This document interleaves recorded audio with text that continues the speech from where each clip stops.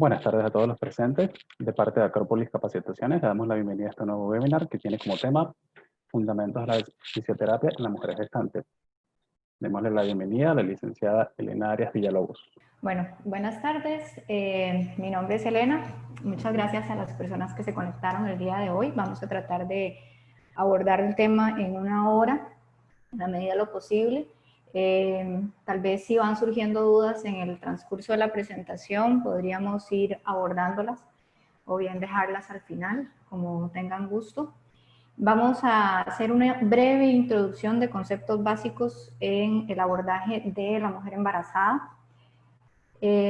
Para continuar, bueno, nosotros por medio de Acrópolis, muchísimas gracias por la invitación. Estamos dando un poquito más de abordaje en estos temas. Nosotros nos llamamos CEPALP, es una asociación de José Pablo Traña y mi persona. Creo que a José lo conocieron también en una presentación de webinar anterior que también se hizo con Acrópolis. Vamos a ver. Bueno, nosotros básicamente nacimos de un viaje que hicimos ahí a España en el que queríamos compartir con las personas conocimiento con respecto a estos temas, así que la idea es que con Acrópolis se abra la puerta de aprendizaje para todos los profesionales en salud, no solamente en fisioterapia, que deseen abordar o tratar a la mujer en sus diferentes etapas.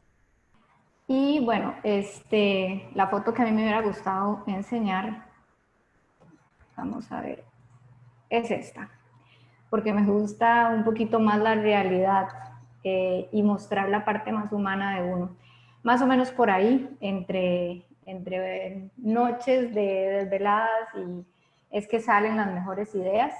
Y yo sé que José me va a matar cuando vea esta foto, pero no importa, así que la vamos a pasar rápidamente.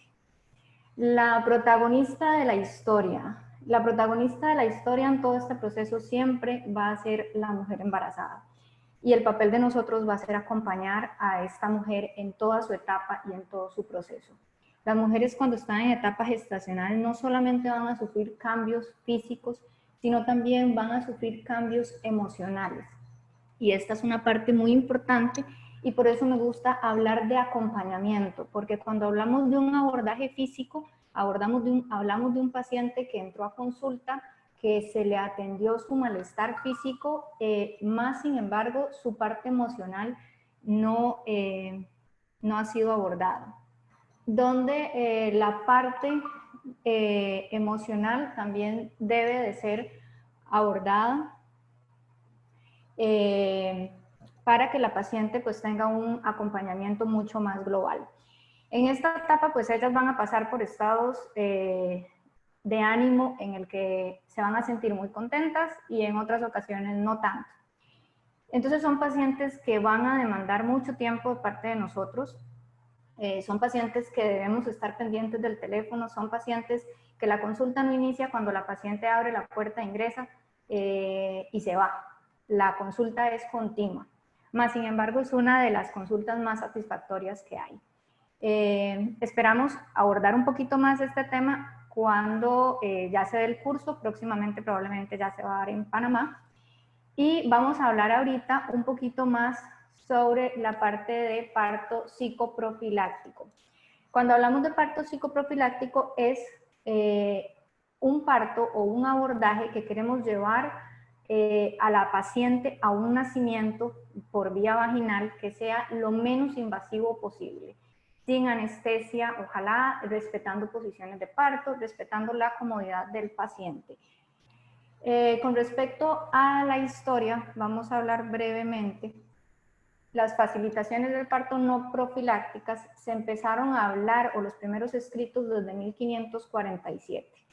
Después de eso, pues se fueron desarrollando otras técnicas y cada quien fue, médicos más que todo, incorporando sus propios métodos, pero básicamente en resumen se habla de distracción de la angustia. ¿Cómo lo podemos lograr? Bueno, empecemos por trabajar el tema de las respiraciones durante toda la etapa gestacional para que cuando se llegue el día del parto no se esté pensando tanto en el dolor. Limitación de la conciencia. En vez de hablar de dolor, por ejemplo, podemos hablar de contracción. y mentalizarnos en que esta contracción es necesaria para que me acerque más al momento del nacimiento y al acompañamiento con mi bebé. La regulación del tono muscular, como todos los músculos del cuerpo, debemos también trabajar musculatura a nivel vaginal para que esté preparada, para que esté lista, para que esté oxigenada para el paso del bebé, ya que estas estructuras van a sufrir un gran estiramiento y van a precisar de oxígeno para evitar el desgarro o posibles complicaciones. Y adecuación del medio ambiental. Esto es importante porque muchas veces hay pacientes que tienen las posibilidades económicas de tener un bebé, por ejemplo, en la caja, perdón, en el sistema privado o en la casa también, que se puede dar, y hay otras que van a acudir al sistema público. Entonces, cuando acudimos a un sistema público, tenemos que ajustarnos a este sistema. Conociendo el entorno y conociendo lo que puede pasar o las situaciones que me van a desencadenar el parto, como por ejemplo la oxitocina, que es una hormona tímida, que es una hormona que básicamente cuando tenemos frío, cuando tenemos una luz blanca, cuando tenemos un ambiente desconocido, esta hormona va a disminuir y va a dar paso a la adrenalina para que la persona, porque somos mamíferos o los mamíferos, puedan detener su proceso de parto y encontrar un lugar seguro que cumpla con las características necesarias para que el parto sea seguro. Entonces, todo esto que acabamos de mencionar muchas veces es lo que encontramos en un hospital público, personal rotativo, una luz demasiado blanca, aire acondicionado, etcétera, pero podemos jugar con esto, podemos jugar con este entorno. Okay. En los años 20 se habla de la facilitación del parto mediante hipnosis, más sin embargo, esta técnica no afloró mucho, no avanzó mucho, porque se necesitaba un terapeuta que se especializara en el área de la hipnosis. Entonces, como que no era tan fácil de enseñar al personal médico. Y en el año 1930, ya se empieza a hablar y a plantear el parto psicoprofiláctico en la Unión Soviética. Hay otro concepto que habla de mujer tensa, cuello del útero tenso. Básicamente lo que quiere evitar es un círculo o romper ese círculo vicioso donde hay angustia, ya que la angustia me lleva a tensión y la tensión me va a llevar a dolor. El dolor de nuevo me devuelve angustia y así sucesivamente vamos generando un círculo continuo en el que nosotros necesitamos romper ese círculo vicioso. ¿Cómo lo podemos romper? Podemos empezar a hablar con las pacientes, que es siempre lo que me gusta, de anatomía, de conocimientos básicos del parto, para que la paciente empiece a disminuir sus niveles de angustia y conociendo su propio cuerpo pueda manejar de una mejor manera todo el proceso en el que viene. Quitamos el miedo, quitamos las tensiones que se puedan generar, hacemos que el proceso sea mucho más llevadero y empezamos a romper este círculo de dolor. En esto sí es muy importante, creo que lo menciono en la diapositiva que sigue, cómo nosotros nos vamos a comportar o cómo se comporta la sociedad con nosotros. Ahorita me gusta mucho que las mamás embarazadas están tratando de evitar comentarios negativos, porque es la parte cultural o lo que me rodea a mí como mujer me va a influir mucho.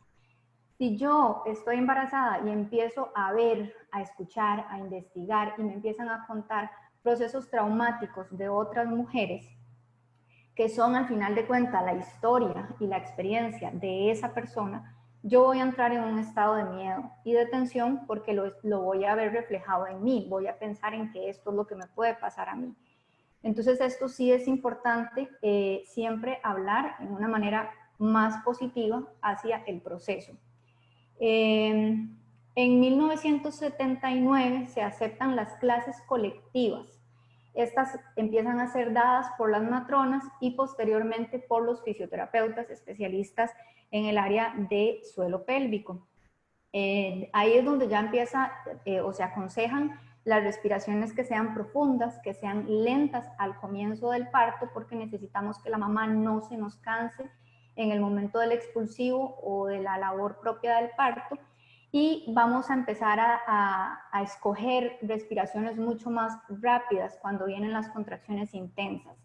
La respiración de jadeo también se empieza a utilizar para evitar empujar en un momento que tal vez no es adecuado. Se enseñan las técnicas de expulsivo y se indica la conveniencia de realizar ejercicio. Esto para mí es importante porque empezamos a ver ya en dónde nosotros como fisioterapeutas empezamos a participar en el proceso de la historia. La aptonomía, que es el arte de la ciencia de la afectividad, enseña que el padre, la madre, deben de trabajar en conjunto en el proceso de gestación para la llegada del nuevo bebé. Entonces, dice que el niño es capaz, mucho antes del nacimiento, de establecer comunicaciones táctiles y auditivas con el entorno. De esto me gusta hablar porque me ha pasado que los bebés tengo mucho tiempo de no verlos después de que nacen, bueno, nacen y obviamente uno no los ve, pues ya la mamá deja venir. Por A o por B los encuentra uno en la calle, en el supermercado, y a la hora de hablarles es impresionante cómo ellos responden con uno. El reconocimiento de voz, cómo te reconocen a vos la voz. Entonces, me parece aquí importantísimo que el padre participe porque él está, en la mayoría de los casos, con su pareja y compartiendo constantemente. Entonces, la idea o lo que plantea esto es que el día del parto, el padre participe activamente tanto guiando a la madre en las contracciones, en las respiraciones, con contacto físico y además hablando, dialogando con bebé, lo cual hace una labor de parto en conjunto o en familia, donde está mamá, papá y bebé. La duración del embarazo, Hipócrates fue el primero en que empezó a escribir sobre esto y él estableció que fueron 280 días, 40 semanas o 10 meses lunares, y posteriormente en el 78 se confirmaron los datos. Ahorita se habla que son 38 semanas desde la fecha de concepción, pero existen variables, porque se dice que se calcula a partir de la fecha de última regla. Más sin embargo, el embarazo no necesariamente tiene que darse el día de la última de la regla, ¿verdad? Entonces se habla en un promedio entre 38 y 42 semanas. Ok, se puede determinar en base a otros datos, como por ejemplo la altura uterina, los primeros movimientos fetales, que van a ser alrededor de las 20 semanas en madres primerizas, y las 18 semanas las demás. Más sin embargo, tuve un caso en el que era primeriza y ya desde las 18, 17 semanas se sentían movimientos fetales. Entonces, siempre puede haber una excepción a la regla. No quiere decir que todo se va a cumplir tal cual lo menciona la literatura. Vamos a entrar un poquito en detalle sobre la parte anatómica. Es muy importante entender cómo funciona el cuerpo de la mujer antes de un proceso de embarazo para poder entender cuáles son los cambios que van a venir. Con respecto a la parte anatómica, nos interesa mucho toda la cavidad abdominal. Y la cavidad abdominal es empieza desde el diafragma torácico hasta el suelo pélvico. El bebé va a desarrollar, obviamente, su tamaño en esta cavidad, desplazando los órganos hacia diferentes espacios y generando cambios en todo el entorno miofacial y muscular dentro de lo que es la cavidad abdominal. La cavidad abdominal, en la parte inferior vamos a tener al suelo pélvico, que alberga la porción terminal del tubo digestivo y el conjunto de la esfera urogenito-abdominal. ¿Qué quiere decir esto? Que entonces en el proceso de crecimiento uterino pueden ocurrir cambios a nivel, digamos, urinario, que por lo general se van a dar en el primer trimestre por la liberación de relaxina. El crecimiento del útero va a influir en la vejiga y son mamás que refieren muchísima más necesidad de estar yendo al baño y casi no pueden aguantar, por ejemplo, muchos espacios o muchos ratos sin ir al baño. Esto es bastante usual. He escuchado gente que me dice, está exagerando, apenas está empezando el embarazo. Sí, pero el pico de relaxina lo tenemos en el primer trimestre. Entonces, es en el primer trimestre donde vamos a empezar a sentir relativamente estos cambios. Y recordemos que la cavidad pélvica, estos órganos además son órganos adaptativos, porque cuando la vejiga aumenta su volumen, va a desplazar el útero. Y el útero, al desplazarse hacia la parte posterior, pues va también a desplazar el tubo digestivo, la cavidad, perdón, la porción terminal del tubo digestivo, y viceversa. Entonces, si el bebé crece, también va a generar cambios en estos dos órganos, y si hay estreñimiento, también se van a generar cambios. Entonces, lo que nosotros buscamos básicamente es cuidar esta zona. Por lo tanto, tenemos que tener mucho cuidado con si hay estreñimiento en esta paciente. Ok. Con respecto al diafragma torácico, el diafragma es en forma de cúpula. Voy a hacer aquí una pausa para aclarar algo. Sé que hay gente que se ha conectado que ya es fisioterapeuta de suelo pélvico, entonces probablemente vaya a mencionar conceptos básicos, pero también hay muchísimas personas aquí que quieren saber y conocer un poquito más sobre la rehabilitación en embarazo. Entonces, por eso me veo en la obligación de mencionar conceptos básicos de anatomía, nada más para que quede ahí claro. Con respecto al diafragma, es en forma de cúpula y se inserta en las costillas entre la L2, L3 e incluso la cúpula derecha puede llegar a la L4.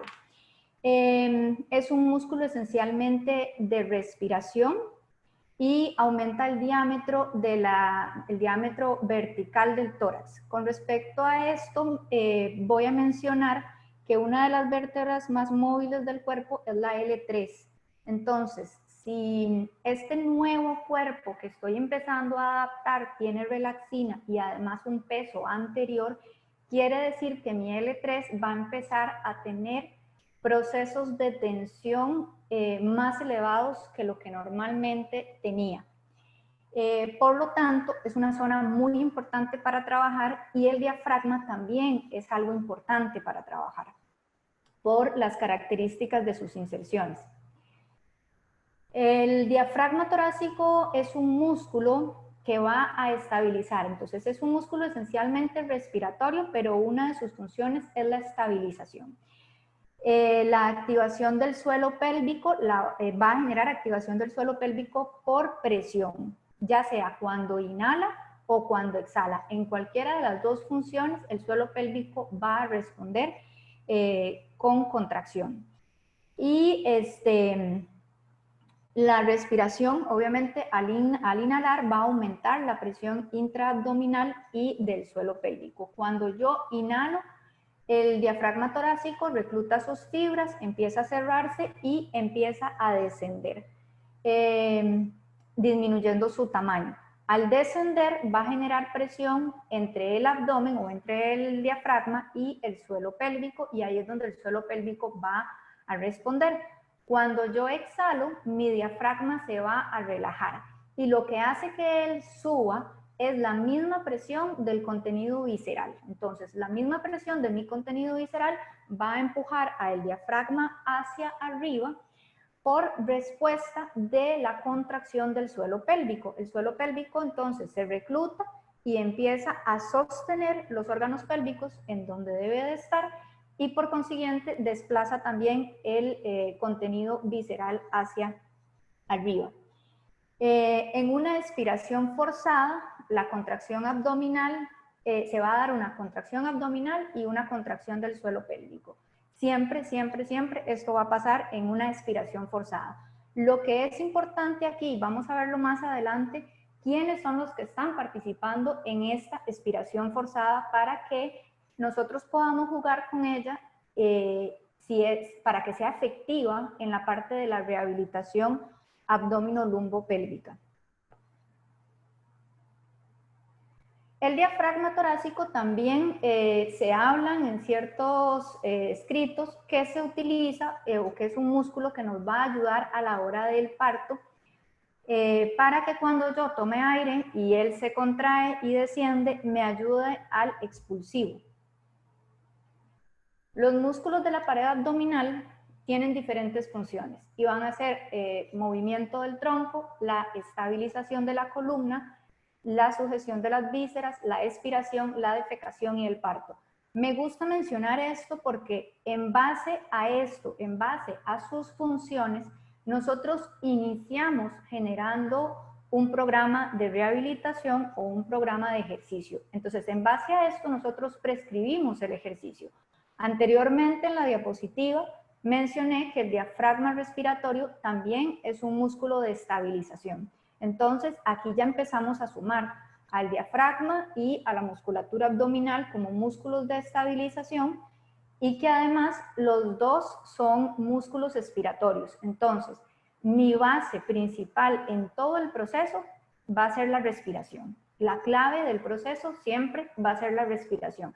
Si yo no controlo lo más básico, que es la respiración, probablemente mi cuerpo entre en disfunciones cuando yo vaya a movimientos mucho más complejos. Esta musculatura va a generar o va a tener modificaciones durante el proceso de embarazo y también de posparto. El recto abdominal, que es ahí hay una rayita, yo no sé quién está haciendo esto, pero si es José, genial. Hay una rayita en el abdomen. El recto abdominal se va a abrir, esto se llama diástasis. La diástasis abdominal posterior al posparto, si queda esa diástasis, que es la separación de los rectos, ya empezamos a hablar de una diástasis patológica. Anterior a esto, en el embarazo, la diástasis se va a dar siempre. Entonces, muchas veces llegan las mamás y dicen, es que yo tengo el abdomen abierto y quiero cerrarlo y estoy embarazada. No, bueno, en el proceso de embarazo se tienen que abrir los rectos abdominales, es parte del proceso natural del cuerpo. Más sin embargo, lo importante es que se pueda rehabilitar en el posparto. Y para esto es importante trabajar entonces la preparación al parto, para que estos músculos estén fuertes y cuando pase el proceso de parto se recupere mucho más rápido. Sumado a esto, a mí siempre me gusta decirle a las mamás que cuando dan de mamar, el cuerpo libera oxitocina. Esta oxitocina va a generar contracciones uterinas. Por eso es que se dice que las mamás cuando dan de mamar adelgazan mucho más rápido. Si yo le enseño a mi paciente a trabajar correctamente la faja abdominal en el proceso del posparto, mientras ella tiene al bebé en el pecho, puede ir trabajando a través de la respiración el reclutamiento de la misma faja abdominal. Hay una relación importante con la estabilidad de la columna y su actividad está influida por las estrategias posturales que adoptemos. Entonces, aquí ya empezamos a involucrar músculos de la espalda también. Y son músculos que pueden causar disfunciones en muy diversas áreas.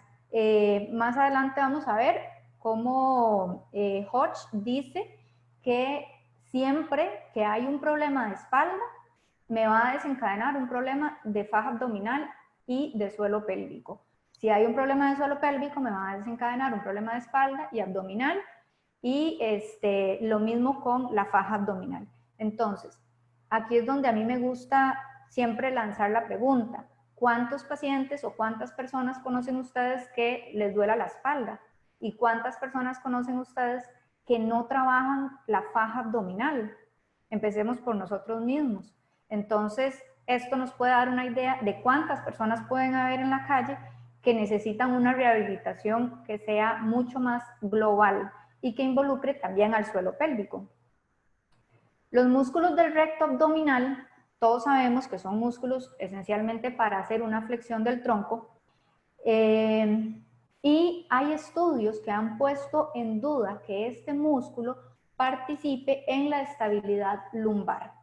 Entonces, aquí se viene abajo los famosos crunch que mandaban antes muchísimo para los pacientes que tenían lumbalgias crónicas. Incluso este músculo no se considera o no se engloba dentro de la clasificación de musculatura local y global. La musculatura local es una musculatura que participa en la estabilización del cuerpo y el músculo recto abdominal no está incluido dentro de este grupo. También una de sus funciones es la estabilidad de la articulación del pubis. Entonces, pues sí nos interesa, mas sin embargo no es como el que más importe a la hora de rehabilitar la faja abdominal. Sí lo incluimos, vuelvo a repetir, pero como base o como pilar nos van a interesar más otros músculos como el transverso. El transverso del abdomen, por en medio de él, va a pasar el recto abdominal. Entonces, ¿por qué es importante trabajar mucho al transverso abdominal? Para que en su zona inferior me pueda sujetar, me pueda ayudar mucho más al recto abdominal, que ya va a entrar en un proceso de diástasis y es un proceso natural del cuerpo. Entonces, por eso es que el transverso abdominal se vuelve tan importante en todo el proceso de acompañamiento de parto. El transverso abdominal, su función principal va a ser la capacidad para modular la presión del abdomen principalmente. Entonces, él va a abrirse y va a reclutarse según cómo se comporte ese cuerpo. ¿Qué quiere decir esto? Por ejemplo, si yo tengo, y me gusta representarlo de esta manera, el hermano menor es el suelo pélvico, es el más débil de todos. Entonces, el resto del cuerpo tiene que ver cómo le ayuda a ese hermano. ¿Qué pasa si el suelo pélvico está recibiendo demasiada presión y no tiene la capacidad muscular o de fuerza o de resistencia para responder a esta presión que viene desde arriba? El transverso abdominal, que su función principal es la de gestionar las presiones del abdomen, es el encargado de responder a esta presión que el suelo pélvico está recibiendo. Entonces empieza a relajarse y empieza a abrirse cada vez más para disminuir la presión que no es capaz el suelo pélvico de sostener. Entonces es cuando tenemos una persona que cada vez ese abdomen o esa pancita va más para afuera y más flácida, por decirlo así. Más sin embargo, si trabajamos al transverso del abdomen adecuadamente, vamos a tener una respuesta refleja del suelo pélvico. Y a esto le podemos sumar que también podemos empezar a trabajar de manera más voluntaria la contracción del suelo pélvico. Este es un músculo que tiene limitación para generar movimientos del tronco por la orientación de las fibras. Entonces, cuando yo estoy trabajando al transverso abdominal, desde la respiración, siempre me gusta explicarle a los pacientes que se vean en un espejo, porque si cuando está generando una exhalación, la columna genera movimiento, que por lo general es una flexión, entonces estamos dejando que participen otros músculos del abdomen que no son los que queremos entrenar. Esta es como una señal muy clara para el paciente para que se pueda guiar un poquito en el proceso de trabajo físico del transverso abdominal. Él está activo, siempre va a estar activo durante los movimientos de rotación. La evidencia dice que participa en la estabilidad lumbopélvica a través de la tensión de la fascia toracolumbar y genera una activación efectiva cuando se trabaja tanto del diafragma torácico como del suelo pélvico. Sus funciones son respiratorias, suspensión del contenido abdominal, y algunos autores sugieren que está implicado en el proceso de continencia. Entonces, en base a todo esto, es que nosotros vamos a tomar decisiones sobre qué ejercicio es el que le voy a poner a este paciente. Ya sé que él va a participar como estabilizador en los movimientos. Entonces, lo más importante es enseñarle al paciente a reclutar su transverso abdominal desde la respiración hasta que este reclutamiento sea inconsciente, para que cuando el paciente lo podamos introducir a movimientos más globales o incluso movimientos en los que se va a enfrentar en actividades de la vida diaria, el cuerpo responda de manera inconsciente, activando el transverso abdominal para que estabilice la columna, para que el movimiento sea mucho más efectivo. Los músculos oblicuos internos y externos son músculos que van a generar soporte, van a generar modulación también de la presión, y estos sí van a participar en generar movimientos. Por eso es que desde un inicio nosotros primero estabilizamos y después vamos a generar los movimientos, porque, lo vamos a ver en esta diapositiva, el músculo oblicuo externo, su función, una de sus funciones va a ser reducir la dimensión vertical o la parte entre las costillas y las crestas ilíacas, va a reducir ese espacio. Y es un músculo fuerte a la hora de generar una expiración, a la hora de botar el aire. Por eso es que nosotros tenemos que tener mucho cuidado cuando se le enseña al paciente que cuando genere la expiración, porque nos interesa que sean expiraciones rápidas también para generar mejor resistencia, el cuerpo no genere movimiento. Si el cuerpo está generando movimiento, quiere decir que entonces es el oblicuo externo el que está participando. Y este señor Paul Hodge, que es uno de los que más han aportado en la investigación en el área abdominolumbopélvica, él dice que por lo general las personas siempre tienen una mala coordinación y una mala activación del oblicuo externo. Ok, entonces acá sí es importante que tomemos en cuenta este punto para que no dejemos que esté influenciando el movimiento o el ejercicio. Ok, la musculatura a nivel posterior también va a ser importante, el psoas, el cuadrado lumbar, ya que diversos autores sostienen que tienen una gran importancia en la parte del control de la columna. Esto es súper importante, volviendo otra vez al tema de embarazo, porque el aumento de peso va a generar cambios posturales. Entonces, este es un cuerpo que precisa muchísimo de coordinación y de estabilidad. Hay 3 planos en el cual hablamos de los músculos espinales a nivel profundo, a nivel medio los serratus menor, posterior e inferior, y a nivel superficial el dorsal ancho. Ok, voy a hacer ahí una pausa. Ese fue mi primer parto. Fueron muchísimas horas de esperar a mi bebé. Básicamente me internaron a las 10 de la noche y nació al día siguiente a la 1. Fue muy cansado, me pusieron epidural, en ese momento yo no conocía nada y obviamente yo lo menos que quería era dolor porque tenía mucho miedo de todas las historias que había escuchado y yo pedía que me pusieran epidural a gritos. Entonces, bueno, me pusieron 2 dosis y media de epidural, es demasiado, lo cual se detuvieron mis contracciones de parto, mi bebé prácticamente estaba sedado y esto generó que el parto se alargara demasiado. Para que pudiera nacer, al final me colocaron un espejo para que yo pudiera ver los pujos, porque cada vez que yo pujaba y me decían que iba a nacer, soltaba mi abdomen y se iba de nuevo hacia adentro. ¿Por qué hago reseña de esto y meto la imagen? Porque si a mí me hubiesen explicado cuando yo inicié mi embarazo que yo tenía que tener un músculo abdominal fuerte para que esto no pasara, para que en el momento de pujo yo no aflojara mi abdomen, mi bebé no se devolviera, y que además las contracciones y el dolor también son importantes para que despierten el reflejo de pujo, probablemente yo no hubiera pedido epidural como pedir un vaso de agua. Entonces, creo que este es uno de los papeles más importantes de nosotros, hacer que la experiencia de parto sea mucho más satisfactoria para la mujer.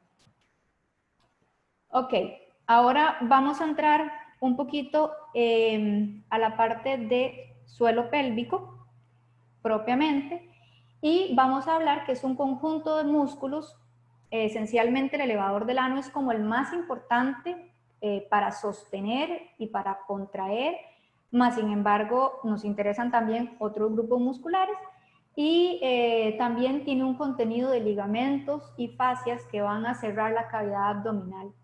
Estos ligamentos o esta fascia en realidad es un solo tejido o una sola estructura ¿Qué va a formar los ligamentos? Los mismos engrosamientos de esta fascia. Y esta misma fascia también va a envolver la parte muscular y va a unir los músculos entre sí y va a unir a los músculos con las estructuras óseas. O sea, que cualquier rompimiento a nivel de ligamento o a nivel de fascia va a generar una alteración o un cambio en todo mi suelo pélvico. La fascia, su función principal es consolidar y además soportar los órganos pélvicos. El suelo pélvico, si el trabajo de sostener el suelo pélvico fuera solo de los músculos, definitivamente este no se sostiene. Creo que la mayor participación aquí se la tenemos que dar a la parte miofacial. Los ligamentos van a suspender los órganos y actúan además como puntos de anclaje de los músculos.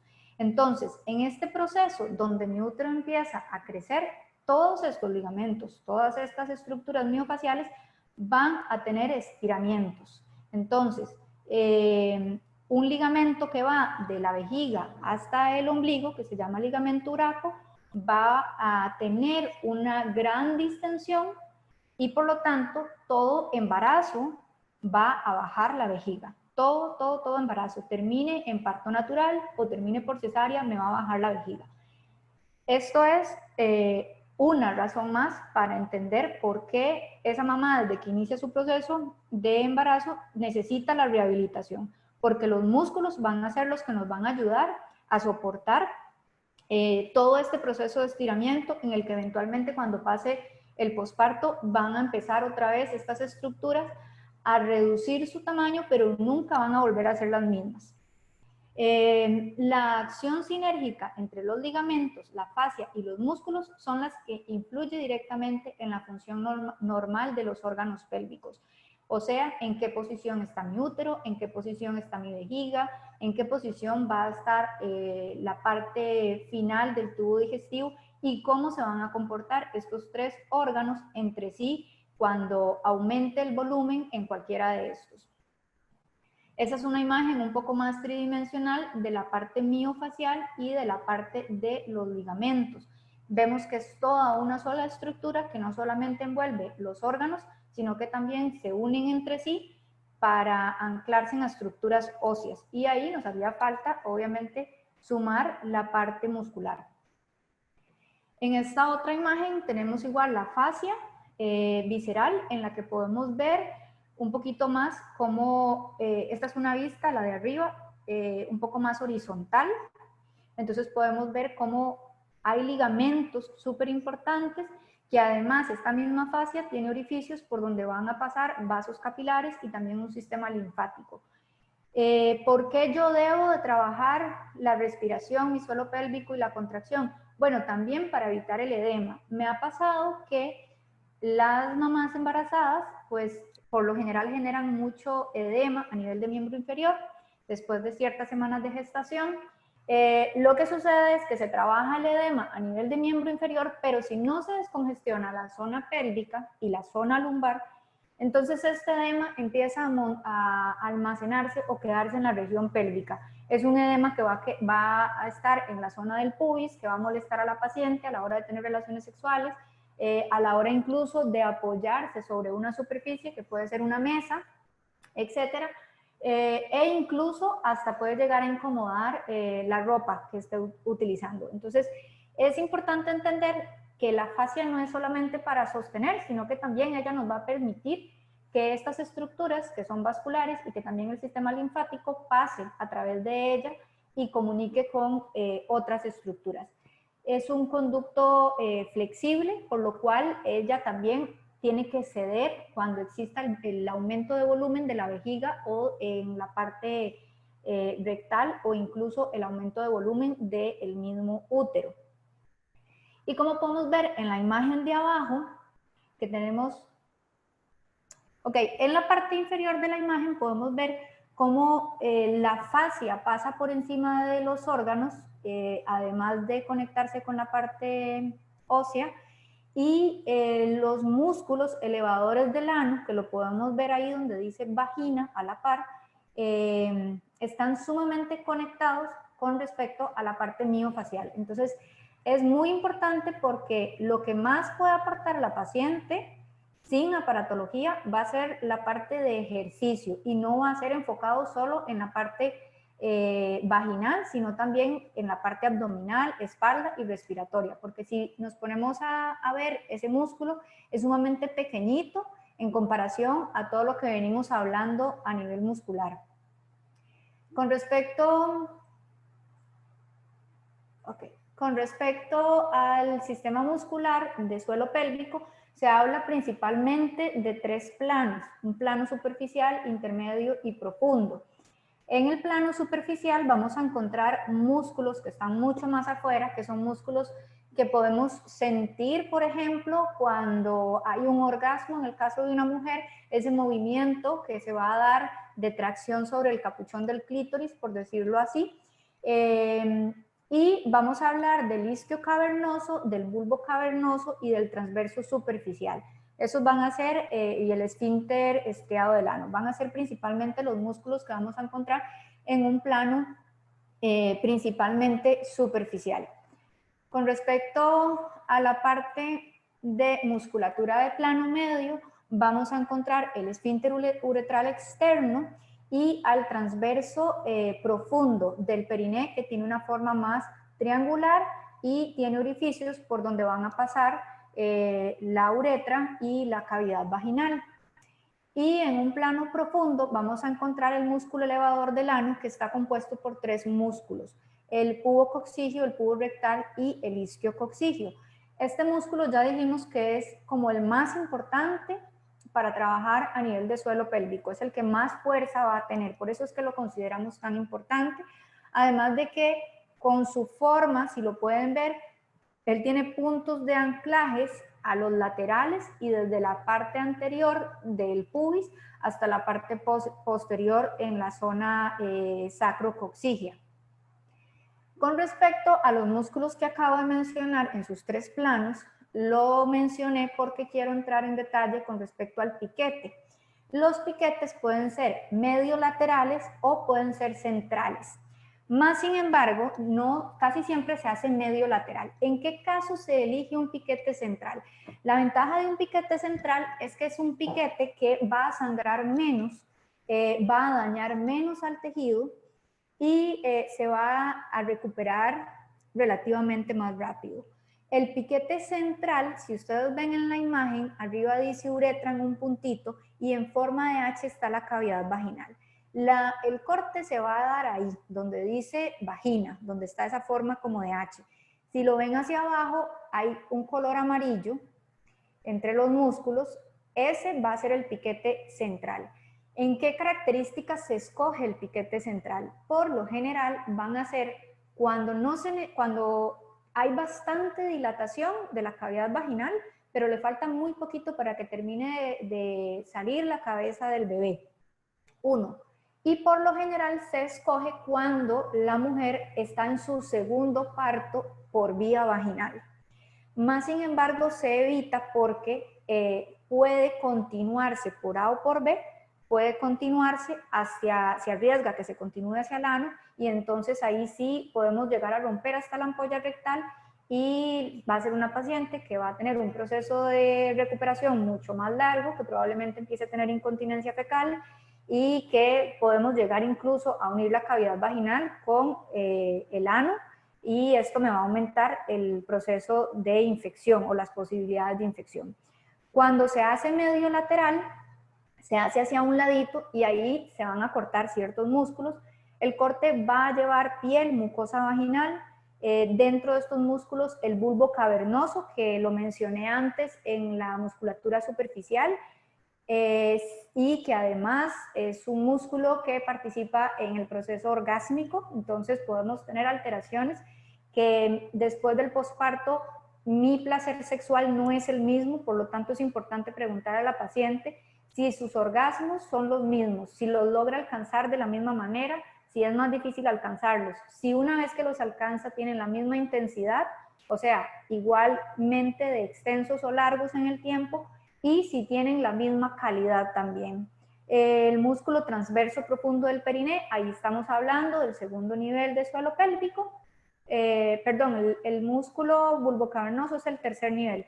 El transverso profundo es el segundo nivel. Y luego haces de pubianos del elevador del ano y del esfínter del ano. Entonces ya aquí estamos hablando del primer nivel. ¿Qué quiere decir esto? Que con un piquete la paciente está siendo lesionada o está recibiendo una alteración en sus 3 niveles de suelo pélvico.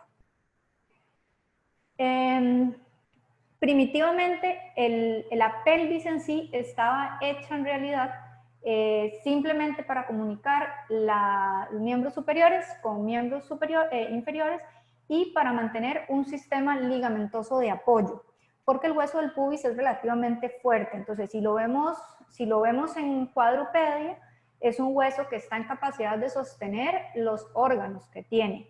Cuando pasamos a la bipedestación, entonces la función del suelo pélvico cambia y su tarea cambia. Pasa a ser una tarea más de musculatura estabilizadora, de sujeción, de continencia, que también se tiene que adaptar a los cambios dimensionales. Si lo vemos en la imagen de la derecha, tenemos vejiga y tenemos la ampolla rectal en azul, que si ellos empiezan a ganar volumen, obviamente el útero va a tener menos espacio. Viceversa también, si el útero empieza a crecer, ellos van a tener menos espacio. Entonces, la función de la pelvis empieza a cambiar. Por eso es que estos músculos son tan chiquititos y necesitan trabajar de la mano con otros grupos musculares mucho más grandes. ¿Qué sucede si, con respecto a la parte de todos estos cambios que van a pasar en el cuerpo? Lo que vamos a tener es un fallo en el sistema de cierre y sistema de amortiguación. Entonces, cuando viene este fallo se pueden presentar muchas cosas. Se puede presentar que la vejiga baje, que el útero baje, que el recto también se descienda o se empiece a prolapsar, a salir, que sería por la cavidad vaginal o incluso por, por el mismo ano. Y en el caso de cuando se remueve el útero, pues también si no tenemos estructuras relativamente fuertes, la cúpula o la parte superior de donde quedó esa cicatriz puede empezar a descender y disminuir el canal vaginal, lo cual quiere decir que la vida sexual de esta paciente también se va a ver alterada. Entonces, cualquier cambio que suceda a nivel de suelo pélvico, cualquiera, el que sea, me va a llevar a un fallo en el sistema. Las causas no siempre pueden ser las mismas. Las secuelas o los síntomas pueden ser muy similares, pero todas las pacientes son distintas. Por lo tanto, todas van a necesitar una evaluación independiente para poder entrar en un proceso de rehabilitación adecuado y prescrito para esa paciente. El suelo pélvico existe lo que llamamos la acción preprogramada del sistema nervioso central. Entonces, lo que dicen las investigaciones es que el suelo pélvico se va a activar ante cualquier movimiento, cualquiera, el que sea. Hay una activación de milésimas de segundos que ocurre antes de que exista el movimiento de los músculos estabilizadores. Y aquí van entonces a participar el suelo pélvico, el transverso abdominal, los multífidos y el diafragma torácico. ¿Y qué quiere decir esto? Que estos son músculos que tienen que anticiparse ante todas las actividades de la vida diaria que nosotras tenemos. Vamos a ver, luego hablamos un poquito con respecto a las actividades de la vida diaria, todas van a generar una presión interna. Esta presión interna es la que va a desencadenar que el sistema nervioso central active a estos músculos estabilizadores antes de que ocurra el movimiento. Estoy viendo a Joana, si le puede quitar el... ahí está, gracias. Antes de que pueda ocurrir el movimiento. Entonces, aquí es donde hablamos que Bermark en 1989 clasificó a los músculos del tronco en dos sistemas, que yo les mencioné antes, el sistema local, que está encargado de la estabilización, y el sistema global, que está encargado de la orientación, el equilibrio y la amortiguación. Dentro del sistema global entra el recto abdominal y entran incluso hasta el oblicuo interno. Entonces, por eso cuando hablamos de activación de faja abdominal, tenemos que también clasificar qué es lo que queremos activar, específicamente qué músculo, y no pensarlo como faja abdominal es todo, sino más bien clasificar un poquito más. El sistema nervioso puede predecir el movimiento de la perturbación de la estabilidad, anticipa la actividad de los músculos que ahí están mencionados y para superar o hacer frente al desequilibrio. Y esto obviamente pues no va a suceder en el sistema global, que es el sistema de movimientos mucho más amplios. Por lo tanto, tenemos que empezar a entrenar algo sencillo como la respiración para que el cuerpo pueda responder mejor cuando entremos a los movimientos amplios. Las investigaciones, hay diferentes hipótesis. Este señor, Paul Hodge, que ha investigado bastante, es increíble, él todo lo cuestiona, a pesar de todo lo que ha estudiado, nada lo afirma. Él dice, es una hipótesis, investigué sobre el tema y podría ser, pero se necesita más investigación. Lo que él siempre afirma es, se necesita más investigación. Y todo puede ser posible y todo se lo cuestiona. Entonces, él en las investigaciones que tiene con respecto a incontinencia urinaria y a dolor de espalda, en una de sus investigaciones dice que las mujeres con incontinencia urinaria y con una alteración evidente del suelo pélvico tienen también una alteración en el control postural.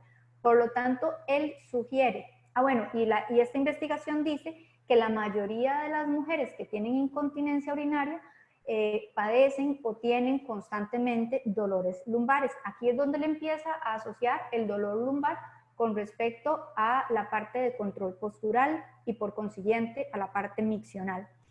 Dice que cuando hay incontinencia y dolor de espalda es una asociación mucho más fuerte que otros factores como la edad o como el índice de masa corporal para presentar incontinencia.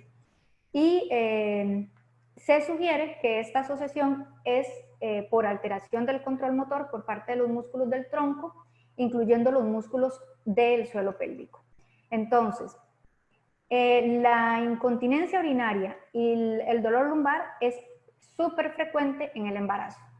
¿Cuántas mujeres, y son muy pocas, que están embarazadas, han dicho que no saben lo que es un dolor lumbar en todo su proceso de embarazo? Son muy poquitas. Por lo tanto, todas las mujeres que están embarazadas y que tienen dolor de espalda, desde ese momento tienen que empezar un proceso de acompañamiento para llegar a evitar a largo plazo secuelas que pueden ocurrir a nivel de suelo pélvico.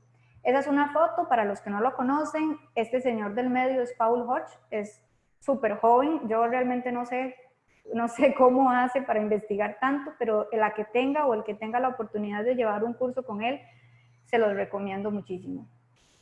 Luego hay otra investigación sobre Caribó, donde ella dice que, porque entonces se empieza a investigar qué tanta relación puede haber a nivel de faja abdominal y suelo pélvico. Ella dice que cuando hay una activación del transverso abdominal, realmente el suelo pélvico disminuye su fuerza y que cuando hay una contracción del transverso abdominal en conjunto con el suelo pélvico también disminuye su fuerza, que cuando solo se contrae el suelo pélvico se contrae mucho más. Pero esta investigación fue cuestionada porque no hubo ningún monitoreo a nivel ecográfico de faja abdominal específicamente sobre el transverso y los oblicuos y el recto. Entonces, por eso es que después se hace otro estudio en el 2010 con una ecografía perineal, con electromiografía abdominal y mediciones de presión intraabdominal, que dice que cuando hay un aumento de presión intraabdominal generado por la contracción aislada del transverso del abdomen, no impide la elevación del cuello vesical. Entonces, si yo empiezo a reclutar mi faja abdominal adecuadamente, esto no va a afectar que el suelo pélvico se eleve, por decirlo así. Y que si se añade la contracción del oblicuo interno, que recordemos que es el músculo que disminuye el espacio entre las costillas y las crestas ilíacas, o del oblicuo externo y de los rectos abdominales, la elevación del cuello vesical, entonces la elevación de la musculatura del suelo pélvico no se va a producir. Entonces aquí es donde nos viene a aclarar un poquito y a reforzar el concepto de trabajar de manera global al suelo pélvico. Y luego hay otros estudios que muestran que la actividad del suelo pélvico y la musculatura profunda del abdomen se modifican en función de la posición de la columna. Por eso también es importante cómo yo le doy las indicaciones al paciente, en qué posición se va a sentar, en qué posición va a estar de pie, cómo tiene que empezar a controlar su cuerpo. Y lo que dice es que cuando la pelvis o la parte, el cuerpo está en una posición de flexión, el suelo pélvico no se va a reclutar adecuadamente. Entonces se buscan más las posiciones neutras o posiciones de extensión, ya que estas favorecen a una mayor activación del suelo pélvico y además mayor activación del transverso abdominal. De nuevo, ¿qué estamos evitando con esta postura? Que no sea el oblicuo interno el que entre a participar. Este es un caso de una paciente. La diferencia que hay entre la imagen, entre una y otra, es de 1.5 horas. Con respecto a la parte de dolor y de control motor, pues dolor va a abordar el cómo este paciente se va a mover, cómo respira, va a alterar su continencia, su estabilidad y su afectación emocional, por ejemplo. Esta paciente estaba con muchísimo dolor, llegó llorando, de hecho, con una postura totalmente de flexión, de dolor, obviamente. Si pueden ver en la primera imagen, el abdomen está mucho más afuera, el peso del bebé está sobre la zona púbica, los ligamentos que van desde la base del útero hacia el sacro están traccionando demasiado la espalda, hay una gran irritación en la parte de la espalda, muchísimo dolor, y básicamente ese bebé se le hace complicadísimo poder descender a un parto vaginal porque los mismos ligamentos no le permiten el paso. Entonces yo siempre les digo cuando ven esta imagen es que el bebé tiene que salir por la vagina y no por el ombligo. Con ella trabajamos lo que fue la activación del transverso abdominal específicamente, liberación miofacial de espalda, movilidad pélvica, para que el útero quedara en una mejor posición para que pudiera continuar con su proceso de dilatación y pudiera pasar al parto natural, porque estaba con mucho dolor, contracciones que realmente ameritaban que estuviera dilatando, mas sin embargo la dilatación no se estaba dando. Este es mi segundo embarazo y último. Lo pongo porque me gusta que entendamos el proceso de acompañamiento, el proceso de que a pesar de que ahí ustedes ven que hay una luz clara y que aparte había aire acondicionado y estaba muy frío, la que está conmigo es mi hermana, lo cual para mí era muy importante que ella estuviera, y mi hijo también. Cuando una vez ya nace mi bebé y yo estoy en la habitación, él se levanta en la mañana y lo primero que quiere es conocer a la hermana. Entonces, involucrar a la familia es importante porque son momentos únicos, son momentos que vivimos una vez en la vida, y la tarea de nosotros es que el paciente recuerde este momento como el mejor de su vida. El plan de acompañamiento va a ser informar, romper el miedo para poder empoderar a esta paciente. Nosotros no le ayudamos o no hacemos que nadie, no le enseñamos, es la palabra, no le enseñamos a nadie a parir.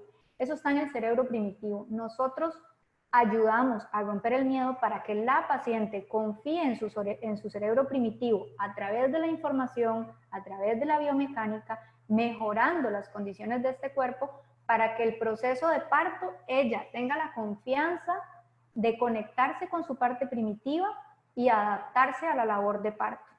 Eso es algo que ya está en nosotras. ¿Cómo lo vamos a hacer? Bueno, enseñándole a la paciente qué sucede cuando nosotros generamos rotaciones internas o externas de cadera, si hay una mayor apertura entre los isquiones para que esto nos pueda ayudar a que el parto sea mejor, cuál es el hueso que más se va a mover, por ejemplo el sacro. Entonces evitar una postura en la que mi sacro se vea bloqueado al estar, por ejemplo, en boca arriba. cómo poder jugar con el movimiento de la pelvis, de la cadera, a nivel general, cómo puedo mejorar las funciones de los músculos vaginales, etc.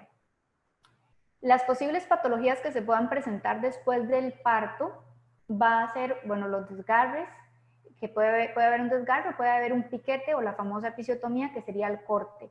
Pueden haber incontinencias urinarias o fecales, disfunciones sexuales, ya no siento igual, no llego al orgasmo, o me duele, que también esa es válida. Hay mucho dolor a la hora de tener relaciones sexuales. Prolapsus, que sería la caída de cualquier órgano o pared a nivel vaginal, la diástasis abdominal, que es la más común, y dolor crónico también se puede presentar, que puede ser un dolor crónico a nivel solamente pélvico o a nivel lumbar, esa es otra opción. El abordaje de nosotros como fisioterapeutas, la liberación miofacial es súper importante, ya vimos que la fascia envuelve y engloba muchísimas cosas. Podemos trabajar también el masaje, podemos trabajar el masaje perineal para poder mejorar la flexibilización y la oxigenación de los músculos vaginales. Básicamente nosotros se lo enseñamos a la pareja y ellas lo seguirán haciendo en consulta, en casa, no nosotros en consulta.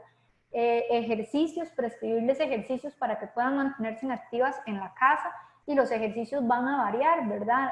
En un inicio pues empezamos con cosas más básicas, como el reclutamiento del transverso y los movimientos de la pelvis para desbloquearla, pero después del primer trimestre ya podemos empezar a entrar con sentadillas, con ejercicios de fuerza, de resistencia, para generar mejor masa muscular, porque hay músculos globales, como el glúteo mayor, que nos va a ayudar muchísimo en la parte de estabilización de la pelvis, y que además va a ser necesaria que todos estos músculos nos ayuden a estabilizar mucho mejor la pelvis. Y en su etapa final, pues vamos a ir ya con ejercicios de mucha más flexibilización para el proceso del nacimiento. La manipulación del tejido la podemos hacer desde vibradores. Por ejemplo, si hay un punto gatillo interno que necesitamos soltar, podemos utilizar un vibrador específico que nos ayude para eso, no es cualquier vibrador. Y la utilización del Epinó, que lo pueden ver ahí en el centro. El Epinó es un dispositivo o una burbuja que vamos a introducir para que empiece a abrir la parte muscular, a estirar el tejido, y además la misma paciente puede empezar a tener una mejor conciencia de expulsión del dispositivo para que esté más confiada con el pujo que está realizando para que lo lleve a la labor de parto. Empoderar a nivel global, empoderar a su pareja. Yo necesito que la pareja también entienda a qué va la paciente y cómo le puede ayudar a nivel hospitalario, porque nosotros lo que hacemos es guiar. ¿Qué pasa si no podemos llegar al hospital? ¿O qué pasa si es en el hospital público? Obviamente es un evento tan importante que yo creo que cualquier persona lo quisiera vivir con su pareja y no con el fisioterapeuta. Entonces, el papel de nosotros es tratar que esa pareja sea nosotros en la labor de parto, que acompañe, que empodere, que no se asuste y que entienda que la tiene que dejar fluir a ella con el momento. Si ven las imágenes, casi siempre las imágenes que tengo así son oscuritas, porque a mí sí me gusta englobar todo, y englobar me refiero a generar oxitocina. Entonces, en estos espacios, la idea es que desde que ellos lleguen, sientan ese ambiente distinto. Entonces, se pone aromaterapia y se pone luz amarilla, no se ponen luces, digamos, blancas, por decirlo así, tampoco hay aire acondicionado. Síntomas subjetivos de la mujer embarazada: náuseas y vómitos, sobre todo matutinos, que van a ser desde la semana 6 hasta la semana aproximadamente 12 y 14. Por eso esta es la razón que yo atiendo a las pacientes después de semana 14. Aparte de que lo que se recomienda es después de semana 12, la literatura habla después de semana 12 empezar la rehabilitación. A mí me gusta semana 14 porque no siempre el embarazo ocurrió en la fecha de última regla. Entonces me gusta dar como esas 2 semanitas ahí de tiempo. Trastornos urinarios: van a orinar con más frecuencia en el primer trimestre, que lo mencioné antes por el crecimiento del útero y la oxitocina. cansancio y sueño, sobre todo al principio del embarazo, alteraciones, va a haber alteraciones en el olfato, y esto, ok, dice que ahí tenemos varias preguntas. Ya vamos a terminar y podemos ir con las preguntas. Alteraciones en el olfato y cambios de carácter. Entonces, por ejemplo, puede ser que hoy la paciente llegó y no fue muy amigable en consulta y no por eso yo voy a decir, no la voy a atender más. O puede ser que hoy llegó muy melosa. Esa es otra opción, ¿verdad? Que a veces uno no anda como en ese estado emocional. Lo que sí tenemos que entender es que el paciente es ella, no nosotros. Nosotros nos tenemos que ir adaptando poco a poco. Y con respecto a las alteraciones del olfato, esto es importante porque se habla mucho de aromaterapia en el momento del parto en la ducha. Y a mí me pasó con una paciente que le encantaba una aroma específica y fue como mis primeros pacientes. Yo saqué la aromaterapia, le vacié una gota en la espalda y ella me dijo, quíteme eso porque me voy a vomitar. Porque claro, todos sus sentidos están alterados, principalmente el olfato. Entonces, un olor que antes a mí me gustaba se vuelve empalagoso. Al menos en mi caso, yo recuerdo que con mi hija, yo decía que me olían los pies horrible y a nadie le olían y yo quería lavarme los pies, pero bueno. Síntomas para el terapeuta. Vamos a despertar los deseos primitivos de tener bebé. Esto es súper común porque cuando estamos cerca de una mujer embarazada, por los cambios hormonales de ella, nosotros también recibimos oxitocina y empezamos a despertar ese deseo. Por eso se dice que estar cerca de embarazadas hace que la gente quiera tener bebé. Posible adicción a la oxitocina. Dentro de este proceso del COVID y dejar de atender, creo que ha sido lo más difícil que me ha tocado, dejar de atender a mis pacientes embarazadas, y lo llegué a entender que era un bajonazo de mi oxitocina. Estaba acostumbrada a microdosis de oxitocina al día y a la semana con las clases, entonces esto ha sido lo que más me ha afectado. Alteraciones del sueño, cuando ellas están ya en labor de parto, a mí me pasa, mi teléfono yo lo dejo a full volumen y estoy atenta toda la noche y despertándome constantemente, en especial cuando están en el hospital con la pareja y sé que en cualquier momento su pareja me puede escribir para tener alguna pregunta. Y bueno, su teléfono se va a inundar de fotos de bebé, que probablemente no los van a llegar a conocer, como me pasa a mí, pero bueno. Esa imagen de ahí arriba, ella es una paciente que estaba dilatando en casa y se le ayudó hasta que ya llegó un momento en que le dije, bueno, vaya para el hospital, el público, y ya ella se fue súper lista, a las 3 horas tenía bebé. Y si lo ven, tiene poca luz de nuevo porque buscamos oxitocina. Empezamos, ¿por dónde sería la primera pregunta? Mira, tengo una de Debbie Mora a las 2:49, decía que no entendía lo del edema, que es el mismo edema, que si era el mismo edema que se presenta en las piernas, de piernas. Evelyn, estoy en una que a las 2:17. ¿Desde qué semana o meses de embarazo recomienda la intervención de fisioterapia? Semana 14. El Epinó, ¿desde qué semana se puede utilizar? Eso se empieza a utilizar en semana 38. ¿Qué aromas utilizan? Ok, aromas va a depender más de la paciente. A mí me gusta preguntar si hay algo que les gusta en especial, si no, me gusta la naranja y la lavanda.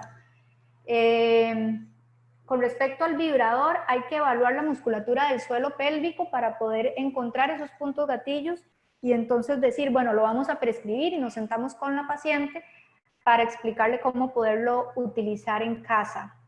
¿Qué tiempo demora la aplicación? Me imagino que del vibrador.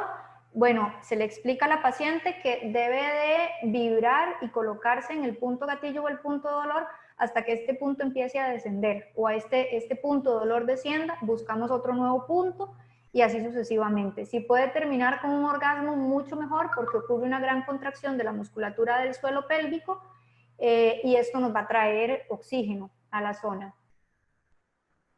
¿Desde qué semana ejercicios con peso y sentadillas? Esto va a partir del segundo trimestre. Ya podemos empezar en semana 20, puede ser, me parece bien, para que le dé tiempo de semana 14 a semana 20, entrenar faja abdominal y movilidad pélvica.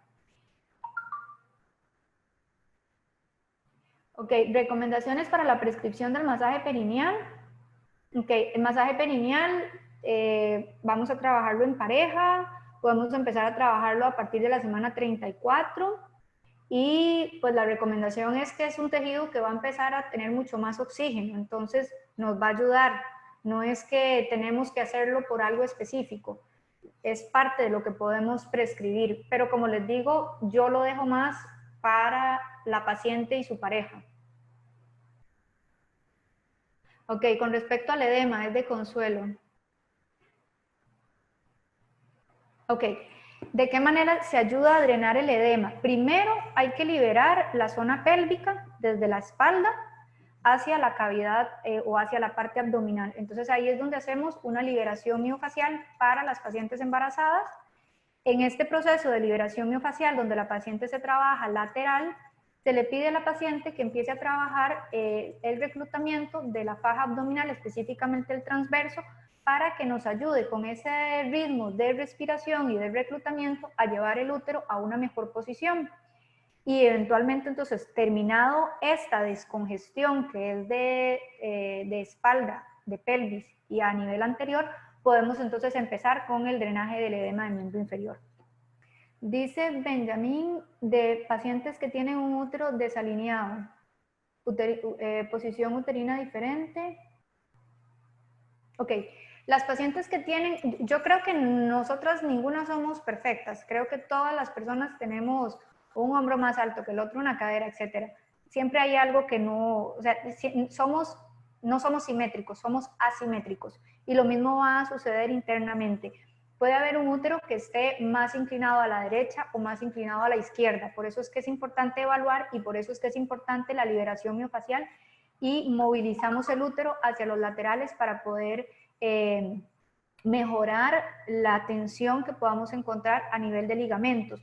Si te referís a un útero retroverso, cuando hay un útero retroverso, los ligamentos a veces están un poquito más acortados, entonces puede suceder que empiecen a presentar dolor lumbar un poquito más antes. Pero recordemos que este cuerpo tiene relaxina, entonces independientemente de la posición del útero, ese cuerpo va a tener su dosis de relaxina y sus cambios, porque el bebé va a ir creciendo. Hay pacientes que tenían un útero retroverso, quedan embarazadas y ya no vuelven a tener más esta condición porque el útero queda en una posición diferente. Entonces todo es variable, incluso hay pacientes que tienen una forma de útero que es como un corazón y se estira por completo. Lo que sí puede pasar en estas pacientes es que el bebé definitivamente se queda acomodado de un lado. Me pasó con una paciente nada más y ella desde un inicio la caja le prescribió la cesárea. Recomendaciones para las pacientes que pasan mucho tiempo sentada. Enseñarle ejercicios de estiramiento de espalda, a mí siempre me gusta, que sean dinámicos, que no sean que se queda ahí, sino que sean en movimiento. Y la parte de respiración de la faja abdominal. Sí hay ejercicios que se les puede enviar para que ellas estén, mientras están trabajando. A veces simplemente que se recuesten a la pared, que respiren un poquito, no les va a quitar más de 5 minutos y eso les ayuda mucho. También ejercicio para cuando llegan a la casa les puede ayudar. ¿Cuál es el sentido de contracción del pubo coccigio? Ok, el pubo coccigio es parte del elevador del ano, entonces no podemos contraer el pubo coccigio solo porque se va a reclutar todo. Y lo que va a hacer es elevación del suelo pélvico y también participa en los cierres para evitar una incontinencia fecal o urinaria.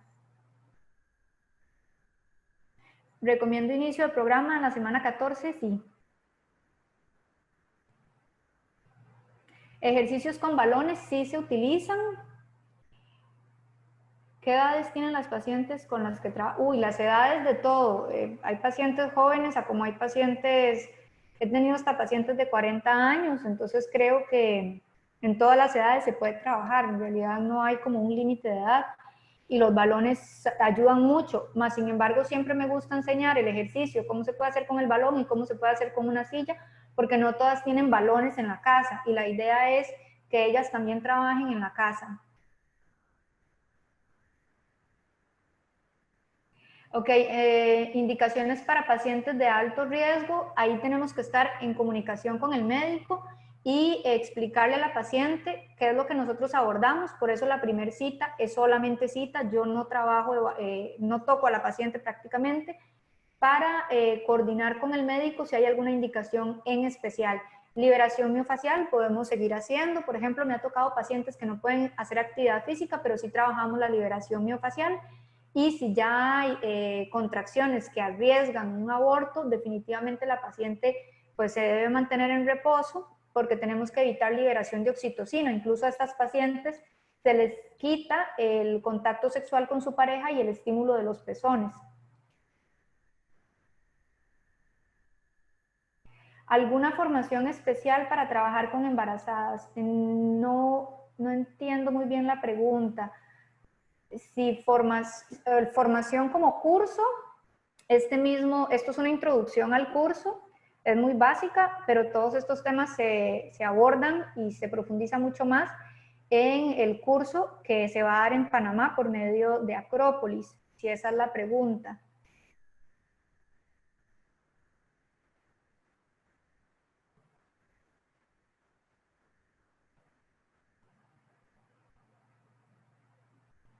Ok. Dice Vivi que si le comento sobre la sincronía de contracción entre el transverso abdominal, suelo pélvico.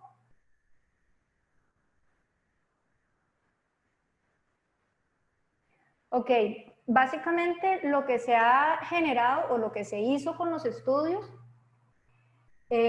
fue monitorizar a través de electromiografía y a través de ultrasonido cómo es que funcionan. Entonces, los estudios todavía dicen que todos son hipótesis y se dice que se tiene que seguir estudiando porque no se sabe a ciencia cierta cómo es o por qué es que el suelo pélvico tiene una respuesta si yo activo al transverso.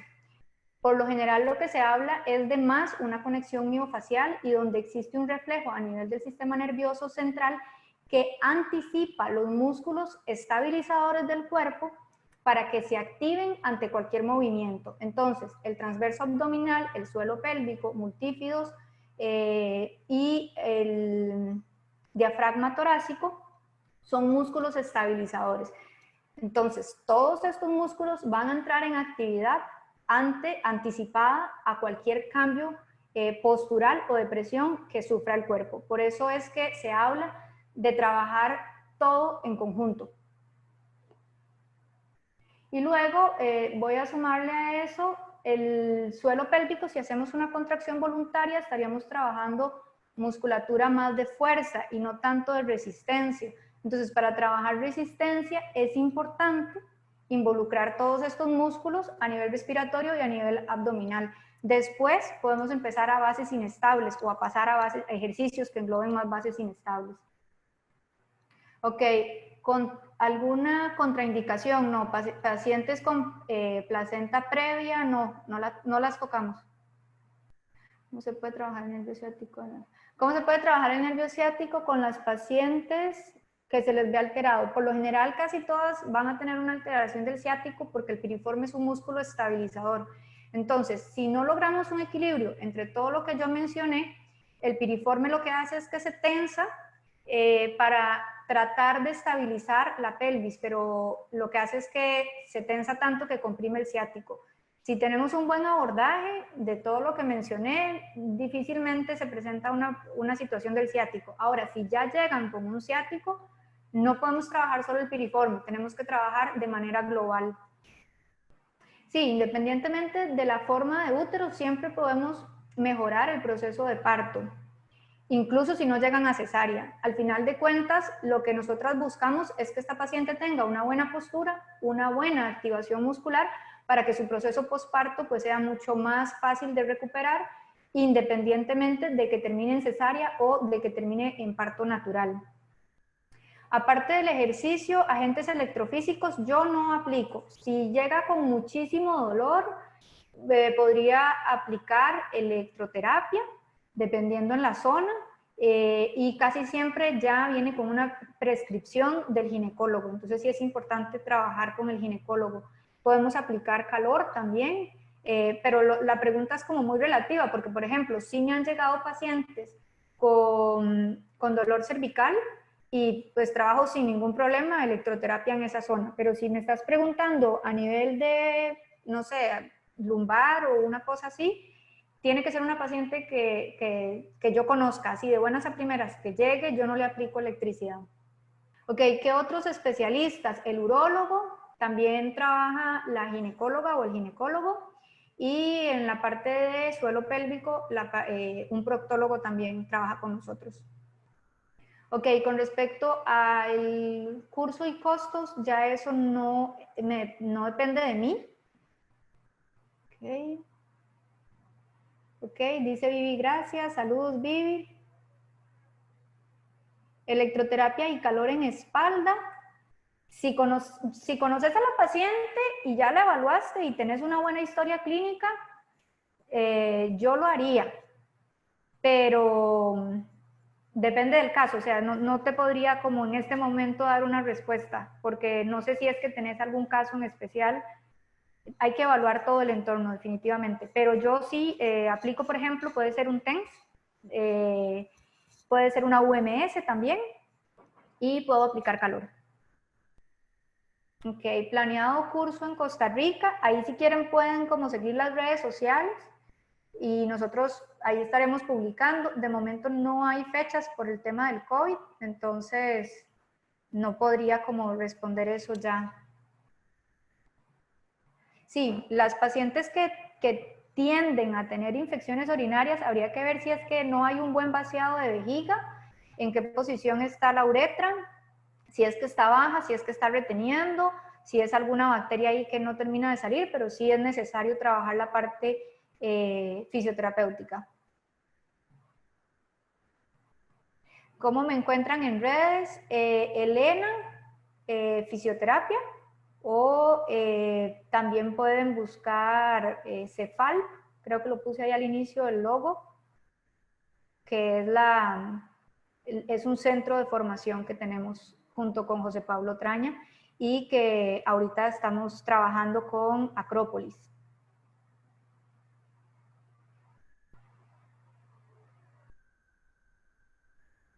Que si de útero normal pueden pasar a útero retrógrado, no, muy difícil. Ok. Hola Consuelo, un besito, gracias por conectarse desde Chile.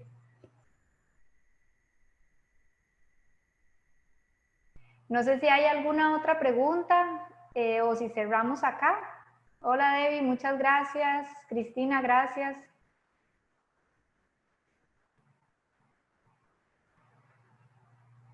Muy bien, creo que podríamos, no sé, cerrar. Se pueden implementar ejercicios de Kegel.